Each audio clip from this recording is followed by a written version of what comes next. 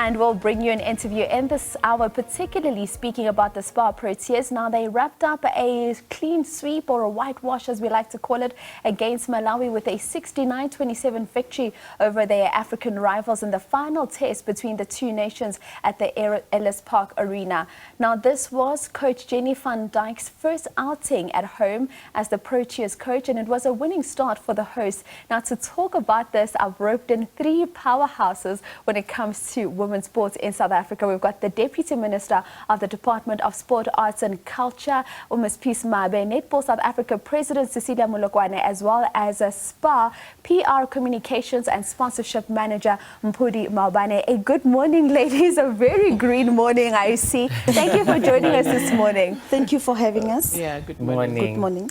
And I'll start with you, Deputy, because I know that yesterday you were out at the Ellis Park Arena. Talk to me about what it felt like to watch the Spar Proteas team come out in front of the home crowd, and what the crowd and the atmosphere just felt like, and how that makes you as a department feel, seeing how netball is getting supported.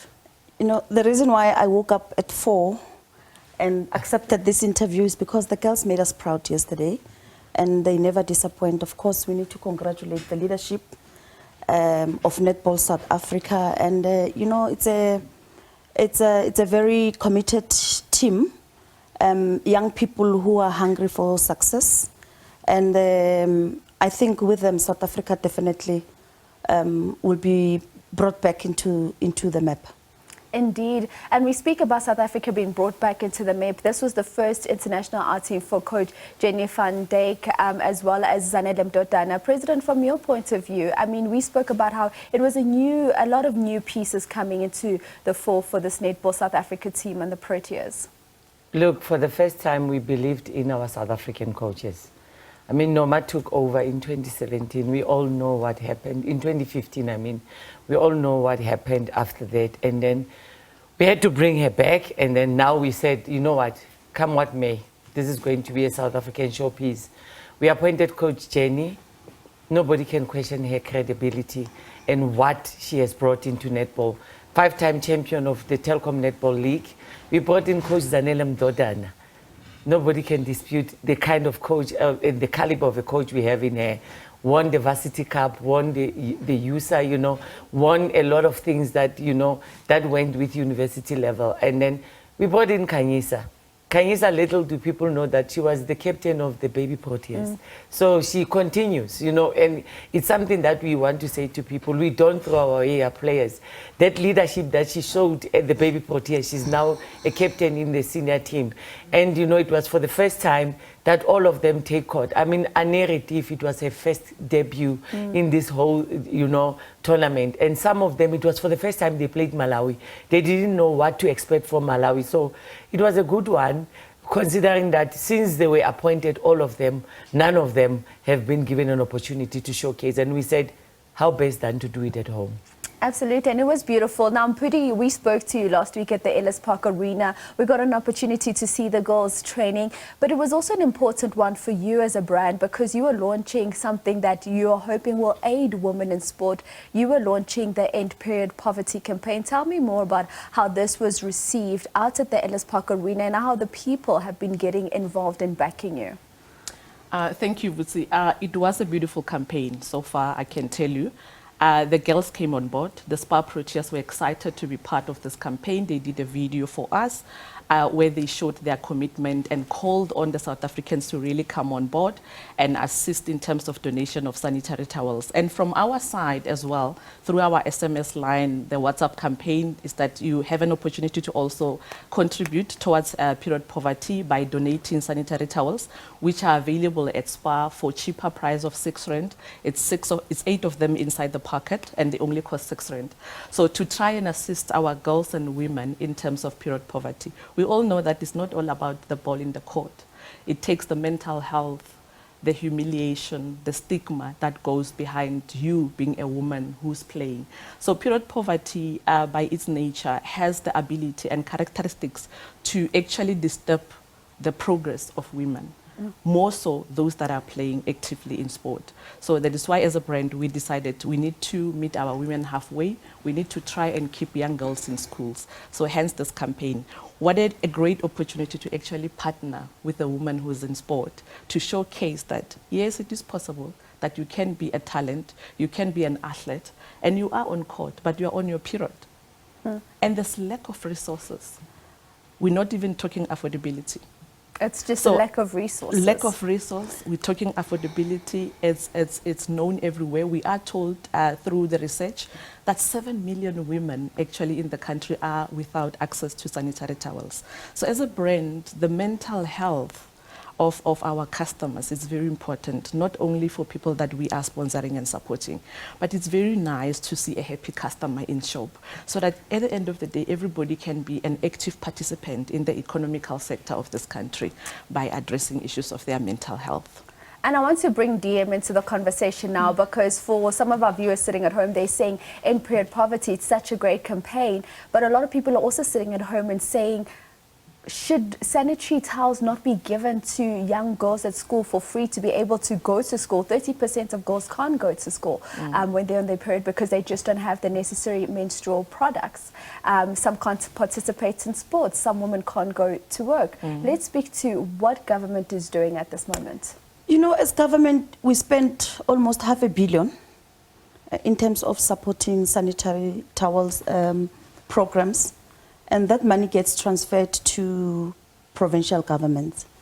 And as things stand, we are challenged because there are provinces that never spends that budget. In fact, I think it will also be important to mention that, you know, if you don't spend the budget as government, it's criminality. Because today, as we speak, a young girl missed her exams because of periods. And some person in the department just chose not to follow the rules and spend the money. So we want to call upon departments that are not spending, provinces that are not spending their budgets to really step up and make sure that they spend their monies, because being a young girl, of course, when you are in periods, you are challenged. You need support. If you have no money to go and buy pads, you should be supported. At school, you should know that that type of support is going to be provided for you. And I want to further say that, you know, just like condoms, pads must be free. People should be able to access pads for free. We should not put tax on sanitary towels. And also to commend what Spar is doing, and to call upon corporate and other retailers to say that it can't be Spar alone, but we need other retailers to also join the campaign and make sanitary towels available and affordable. And I hear you say you're going to put into task those various provincial departments to start utilizing the funds that are allocated for this. But another question that then comes when we look at netball and how it's grown was the talks around an arena being built, which the initial statement and commitment was made at the World Cup. Where do we stand on this at the moment? Well, you know, when the president speaks, it becomes a policy. It can't be challenged. When the president speaks, whatever he says, it needs to be implemented. We are working on it, and maybe later, before the end of the year, we will be able, myself and the minister, to come and present the plans and as to where do we go from here. I know that I can see Cecilia smiling. She's very happy with the plans. She should be very happy about it. We need to know where we go from here. Yes, before the end of the year, definitely, myself and the minister will come back to the studio and present on the way forward.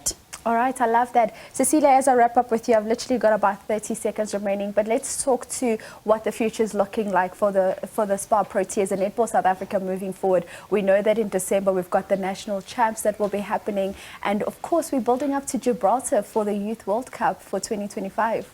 Our calendar is packed, truly speaking. From here, you're talking about national championships that will be played at Ellis Park Arena from the 1st to the 7th of December.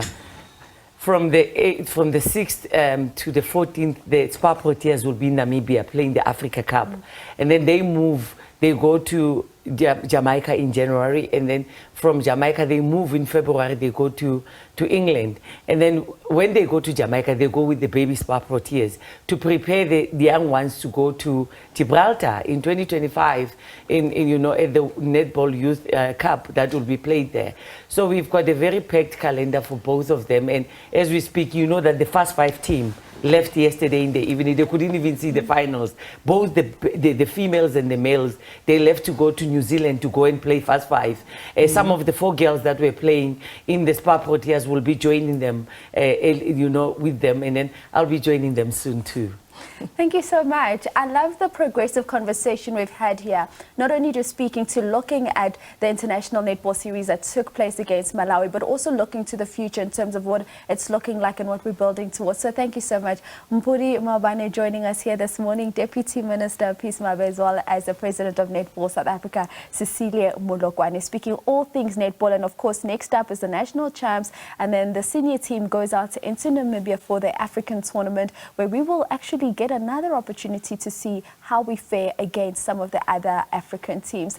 That's the note in which we wrap up your sport news in this hour right here on Morning Live.